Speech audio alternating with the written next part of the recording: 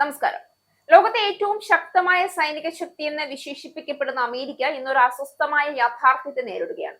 വർഷങ്ങളായി ലോകത്തിന്റെ എല്ലാ യുദ്ധങ്ങളിലും അവസാന വാക്ക് അമേരിക്കയുടേതായിരുന്നു. എന്നാൽ ഇപ്പോൾ സ്ഥിതി മാറുകയാണ്. പശ്ചിമേഷ്യയിലെ സംഘർഷങ്ങളും യുക്രൈൻ യുദ്ധത്തിന്റെ നീണ്ടുപോക്കുമൊക്കെ അമേരിക്കയെ സാമ്പത്തികമായും സൈനികമായും ക്ഷീണിപ്പിച്ചിരിക്കുകയാണ്. അതിനിടെയാണ് യൂറോപ്പിലേക്കുള്ള സൈനിക സഹായം വെട്ടിക്കുറയ്ക്കാൻ ഡൊണാൾഡ് ട്രംപ് ഭരണകൂടം ആലോചിക്കുന്നുവെന്ന റിപ്പോർട്ടുകൾ പുറത്തുവരുന്നത്. ഈ തീരുമാനം വെറുമൊരു നാറ്റോയുടെ നയമാറ്റമല്ല, അമേരിക്കയ്ക്ക് ഇനി എല്ലാ യുദ്ധഭാരവും താങ്ങാനാവില്ല എന്ന സമ്മതത്തിന്റെ സൂചനയായി ലോകം ഇതിനെ കാണാൻ തുടങ്ങിക്കഴിഞ്ഞു. റിപ്പോർട്ടുകൾ പ്രകാരം നാറ്റോ പ്രതിസന്ധി കാലങ്ങളിൽ അമേരിക്ക നൽകുന്ന സൈനിക പിന്തുണ വലിയ തോതിൽ കുറയ്ക്കാനാണ് പദ്ധതി. യുദ്ധസമയങ്ങളിൽ വിന്യസിക്കുന്ന strategic bombers, fighter jets, destroyers, refuelling aircrafts എന്നിവയുടെ എണ്ണം കുറയ്ക്കുമെന്നാണ് സൂചന. ചില മേഖലകളിൽ യൂറോപ്പ് സ്വന്തം സുരക്ഷ സ്വയം ഏറ്റെടുക്കണമെന്ന സന്ദേശമാണ് ട്രംപ് നൽകാൻ ശ്രമിക്കുന്നത്. അടിയന്തര ഘട്ടത്തിൽ യൂറോപ്യൻ സഖ്യകക്ഷികൾക്ക് നൽകി വരുന്ന യുദ്ധവിമാനങ്ങൾ, യുദ്ധക്കപ്പലുകൾ, ആകാശത്ത് വെച്ച് ഇന്ധനം നിറയ്ക്കുന്ന വിമാനങ്ങൾ എന്നിവയുൾപ്പെടെയുള്ള സൈനിക സഹായങ്ങൾ ഗണ്യമായി വെട്ടിക്കുറയ്ക്കാൻ അമേരിക്ക ഒരുങ്ങുന്നതായി ജർമ്മൻ വാർത്താ മാധ്യമമായ സ്പീഗലിന്റെയാണ് റിപ്പോർട്ട് പുറത്തുവന്നത്. ഇതോടെ നാറ്റോ സഖ്യത്തിലെ രാജ്യങ്ങൾക്കിടയിൽ അഭൂതപൂർവമായ പ്രതിസന്ധിയാണ് രൂപപ്പെട്ടിരിക്കുന്നത്. അമേരിക്ക നാറ്റോ സഖ്യത്തിൽ നിന്ന് പൂർണ്ണമായി പിന്മാറിയേക്കുമെന്ന ആശങ്കയും ചില യൂറോപ്യൻ രാജ്യങ്ങൾക്കുണ്ട്. യൂറോപ്യൻ രാജ്യങ്ങൾ സ്വന്തം സൈന്യത്തിനായി ആവശ്യത്തിന് പണം ചെലവഴിക്കുന്നില്ല എന്ന് US പ്രസിഡന്റ് ഡൊണാൾഡ് ട്രംപ് നേരത്തെ തന്നെ കുറ്റപ്പെടുത്തിയിരുന്നു. ഇതിന്റെ ഭാഗമായി ജർമ്മനിയിൽ നിന്ന് 10,000-കണക്കിന് US സൈനികരെ പിൻവലിക്കുമെന്നും അദ്ദേഹം പ്രഖ്യാപിച്ചിരുന്നു. ഇറാനുമായുള്ള യുദ്ധത്തിനിടയിൽ ഹോർമൂസ് കടലിടുക്കിലൂടെയുള്ള കപ്പൽ ഗതാഗതം പുനരാരംഭിക്കാൻ യൂറോപ്യൻ രാജ്യങ്ങൾ പിന്തുണ നൽകാത്തതിനെ ട്രംപ് രൂക്ഷമായി വിമർശിച്ചിരുന്നു. നാറ്റോയിൽ നിന്ന് പിന്മാറുന്നതിനെ കുറിച്ചും അദ്ദേഹം ഒരു ഘട്ടത്തിൽ പറയുകയുണ്ടായി. കഴിഞ്ഞ ആഴ്ച അവസാനം നാറ്റോ ആസ്ഥാനത്ത് നടന്ന യോഗത്തിൽ US പ്രതിരോധ സെക്രട്ടറി പീറ്റ് ഹെക്സത്തിന്റെ പ്രതിനിധി മറ്റ് അംഗരാജ്യങ്ങളിലെ മുതിർന്ന ഉദ്യോഗസ്ഥരെ പുതിയ പദ്ധതിയെക്കുറിച്ച് ധരിപ്പിച്ചു. റോയിട്ടേഴ്സ് വാർത്താ ഏജൻസിയും ഈ വിവരം സ്ഥിരീകരിച്ചിരുന്നു. ട്രംപിന്റെ വാദം വ്യക്തമാണ്. എന്തിന് അമേരിക്ക മാത്രം ലോകത്തിന്റെ പോലീസ് ആകണം?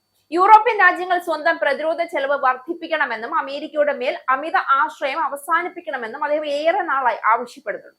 എന്നാൽ രാഷ്ട്രീയ നിരീക്ഷകർ പറയുന്നത് മറ്റൊന്നാണ്.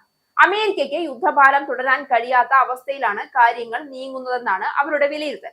യുക്രൈൻ യുദ്ധം അതിന്റെ ഏറ്റവും വലിയ ഉദാഹരണമാണ്. റഷ്യയെ ദുർബലപ്പെടുത്താമെന്ന കണക്കുകൂട്ടലിൽ അമേരിക്കയും പാശ്ചാത്യ സഖ്യങ്ങളും വൻ ആയുധ സഹായം നൽകിയെങ്കിലും യുദ്ധം നിർണായക വിജയത്തിലേക്ക് നീങ്ങിയില്ല. പകരം അമേരിക്കൻ നികുതി പണമാണ് ബില്യൺ കണക്കിന് ഒഴുകിപ്പോയത്. യൂറോപ്പിൽ തന്നെ അമേരിക്കൻ നേതൃത്വത്തെ ചോദ്യം ചെയ്യുന്ന ശബ്ദങ്ങൾ ഇതോടെ ഉയർന്നു. പശ്ചിമേഷ്യയിലും അവസ്ഥ അത്ര വ്യത്യസ്തമല്ല. ഇറാനെതിരെ കടുത്ത സമ്മർദ്ദ നയവുമായി മുന്നോട്ട് പോയ ട്രംപ് ഹോർമൂസ് സുരക്ഷയ്ക്കായി നാറ്റോ സഖ്യരാജ്യങ്ങളോട് സഹായം അഭ്യർത്ഥിച്ചപ്പോൾ പല യൂറോപ്യൻ രാജ്യങ്ങളും തുറന്ന് എതിർപ്പ് രേഖപ്പെടുത്തി. ഇത് ഞങ്ങളുടെ യുദ്ധമല്ല എന്നായിരുന്നു അവരുടെ മറുപടി. ആ സംഭവമാണ് നാറ്റോ സഖ്യത്തിനുള്ളിലെ വലിയ വിള്ളൽ ലോകത്തിന് മുന്നിൽ തുറന്നുകാട്ടിയത്. അതോടൊപ്പം ചൈനയുടെ വളർച്ചയും അമേരിക്കയെ സമ്മർദ്ദത്തിലാക്കുകയാണ്. ഒരേ സമയം റഷ്യ, ഇറാൻ, ചൈന എന്നീ 3 ശക്തി കേന്ദ്രങ്ങളെ നേരിടുക എളുപ്പമല്ല എന്ന് പെന്റഗൺ ഉൾപ്പെടെ അമേരിക്കൻ സുരക്ഷാ ഏജൻസികൾക്കുള്ളിൽ ആശങ്ക ഉയരുന്നുവെന്ന റിപ്പോർട്ടുകളും പുറത്തു വരുന്നുണ്ട്. അതുകൊണ്ടാണ് യൂറോപ്പിൽ നിന്ന് സൈനിക ശക്തിയുടെ ഒരു ഭാഗം പിൻവലിച്ച് പസഫിക് മേഖലയിലേക്ക് ശ്രദ്ധ മാറ്റാനുള്ള നീക്കങ്ങൾ ട്രംപ് ശക്തമാക്കുന്നത്. ഒരു കാലത്ത് അമേരിക്ക ഫസ്റ്റ് എന്ന മുദ്രാവാക്യം രാഷ്ട്രീയ പ്രഖ്യാപനമായിരുന്നു. എന്നാൽ ഇപ്പോൾ അത് യുദ്ധങ്ങളിൽ നിന്ന് പതുക്കെ പിന്മാറാനുള്ള നയമായി മാറുകയാണെന്ന വിമർശനവും ഉയരുകയാണ്. നാറ്റോ രാജ്യങ്ങൾ പോലും ഇനി അമേരിക്കയെ പൂർണ്ണമായി ആശ്രയിക്കാൻ ഭയപ്പെടുന്ന അവസ്ഥയിലേക്കാണ് കാര്യങ്ങൾ നീങ്ങുന്നത്. എന്നാൽ ട്രംപിന്റെ അനുയായികൾ ഇതിനെ തോൽവി എന്നല്ല, അമേരിക്കൻ താൽപര്യങ്ങളുടെ പുനർക്രമീകരണം എന്ന നിലയിലാണ് കാണുന്നത്. അനാവശ്യ യുദ്ധങ്ങളിൽ നിന്ന് അമേരിക്കയെ രക്ഷിക്കാനാണ് ശ്രമമെന്നാണ് അവരുടെ വാദം. പക്ഷേ വിമർശകർ പറയുന്നത് വേറെയാണ്. ലോകത്തെ നിയന്ത്രിച്ചിരുന്ന മഹാശക്തി ഇന്ന് സാമ്പത്തിക ക്ഷീണവും യുദ്ധഭാരവും കാരണം തന്റെ ആധിപത്യം കുറയ്ക്കാൻ നിർബന്ധിതമായിരിക്കുകയാണ് എന്നാണ്. എന്തായാലും ഒരു കാര്യം വ്യക്തമാണ്, അമേരിക്കയുടെ ഈ നീക്കം നാറ്റോയുടെ ഭാവിയെ തന്നെ ബാധിക്കാം. കാരണം നാറ്റോയുടെ പിന്നിലെ യഥാർത്ഥ സൈനിക ശക്തി അമേരിക്ക തന്നെയായിരുന്നു. ആ അമേരിക്ക ഇപ്പോൾ എല്ലാ യുദ്ധവും ഞങ്ങൾ മാത്രം ഏറ്റെടുക്കില്ല എന്ന് പറയാൻ തുടങ്ങുമ്പോൾ ലോക രാഷ്ട്രീയത്തിലെ ശക്തി സമവാക്യങ്ങളും മാറി തുടങ്ങുകയാണ്.